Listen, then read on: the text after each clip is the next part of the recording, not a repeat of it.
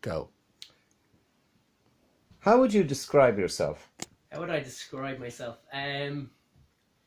Energetic. I'd like to think of good crack. Outgoing. Adventurous. Yeah, I'd like to think I'm an interesting kind of guy. A little bit eccentric, a little bit mad, but hopefully in a good way. What irritates you? Everything.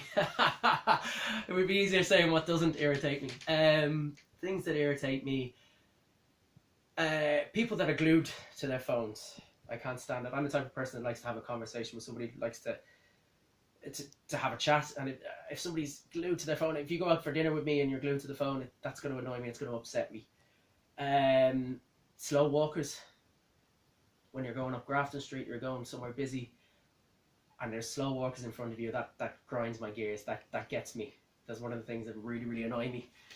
The other thing I just have to say is ignorance, rudeness. If somebody walk into a restaurant and you say hello, how are you, and they ignore you and they refuse to acknowledge you, that's something that really, really would get my goat.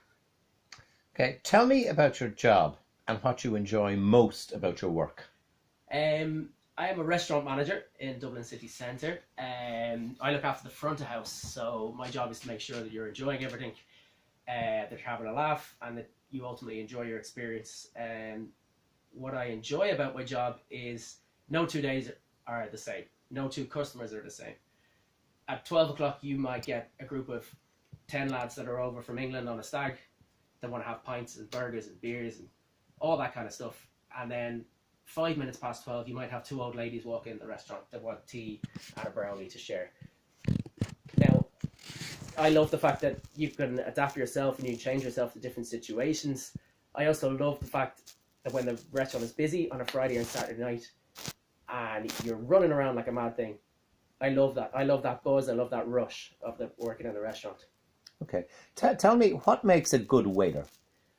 Makes a good waiter. I would say patience.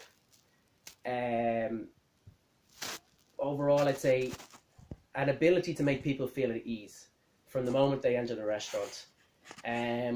A lot of people, when they go out for dinner, they're celebrating something, or they're making an effort. You want to make people feel important when they come in. You don't want to be overbearing. You don't want to overpower them. You want to seat them, be friendly with them. When the time is right, based on the customer, you might crack a joke. You might have a bit of crack with them. But it's about judging a customer, what they want from the evening, what they're looking for in the evening. But your job is ideally make these people as comfortable, as happy as they possibly can be. Okay, and how do you deal with a difficult customer? Difficult customers, how would I deal with them? I think empathy goes a long way. Try to understand from the customer's point of view what they're angry about, what they're upset about. The ability to think, how am I going to solve this problem?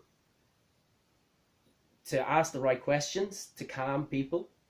I think the moment that you start to, you start to lose your temper, or you start to feel frustrated at the situation, is when you lose control of the situation. So first of all, you have to keep your temper, and ultimately you try to get to the root of the problem and how you can solve that so that the customer feels happy and that they'll come back again.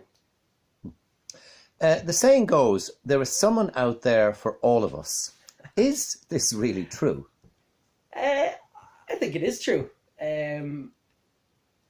I think to find true love, you have to keep your eyes open. I don't think it's something that will come knocking at your door, so to speak. You do have to open the door. But true love can happen anywhere. A friend of mine, he was out for a walk with a few friends, and a Brazilian girl came round the corner. They're from two different corners of the world. They came around a corner in Dublin, crashed into each other. They've been married for 2 years now. So I guess true love is out there. How do you get ready to go on a first date? It's pre-planning. So say you've got a date on a Friday night. Wednesday night you're going to go shopping for something to wear. Thursday night you get your pamper in. You're going to get your moisturizer on. You're going to get the conditioner in the hair. You're going to make sure you're you're primed, ready for Friday. Friday comes, that you want to be leaving the house feeling $1,000,000. That's the first thing. You've got to feel great in yourself. If you don't feel great in yourself, you don't feel comfortable on a first date. You have to have little backup questions in your head. Something you might have rehearsed, not necessarily notes or anything like that, just small things you've rehearsed to stop an awkward silence. Like how do you have many brothers and sisters? What do you do for a job? All these kind of small things that fill a date. I actually have one particular trick that I use on a first date. I would order 3 shots of tequila each for the person, for myself and for the person on the date. And every time there's an awkward silence, you have a cheers and you take a shot of tequila. I find that always helps. What does real love feel like? What does real love feel like? It's a difficult question to ask without sounding cheesy. It's more, to me, true love is more than the lovey-dovey stuff. The more, holding hands and the whole, being seen in public and all this kind of stuff. For me, it's a comfortability with each other. You can get to a place in your life where you're comfortable in silence. For me, that's true love. If you can sit there with somebody, being completely yourself and being completely open and honest with somebody, sit there even in silence, look over every now and again and give a smile and give a wink and just be totally comfortable in each other's company. I think that's true love.